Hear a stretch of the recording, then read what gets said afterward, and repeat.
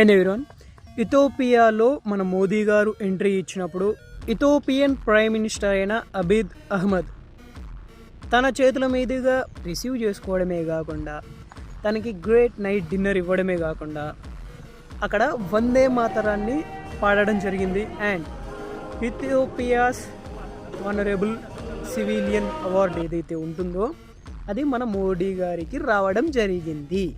And ఇక్కడ ఇంకొకటి, Modi civilian awards లిస్టులో 28th అవార్డ్గా జాయిన్ అయింది ఇథోపియన్ సివిలియన్ అవార్డ్.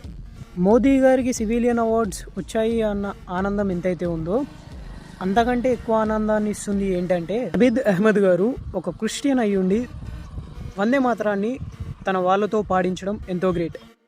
ఇక్కడ తనని ఎందుకు గ్రేట్ అన్నాను అంటే ఇండియాలో కొందరు క్రిస్టియన్స్ వందే మాతరం జనగణమన పాడడం ఆపేస్తున్నారు.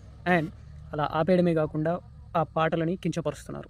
అండ్ దేవుడిని, మన రాముడు మీకు అయ్యనా లేదా కృష్ణుడు మీ నాన్ననా లేదా మీకు ఏమవుతారు అని చెప్పేసి అడుగుతున్నారు ఈ క్రిస్టియన్స్. సో వాళ్ళకి చెప్తున్నా, మీరు ఎవరి నుంచి అయితే వచ్చారో అక్కడి నుంచే, ఆ రూట్స్ నుంచే మళ్ళీ మొదలైంది రాముడు గొప్ప అని చెప్పేసి వాళ్ళే అంటారు. అండ్ వందే మాత్రం వాళ్ళే పాడుతారు. సో ఇకనైనా మీ బుద్ధి మారితే బెటర్ అని చెప్పేసి మేము అనుకుంటున్నాం. మారకపోతే అది మీ కర్మ.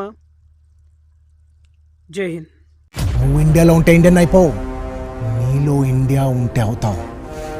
నీలో ఇండియా ఉందా?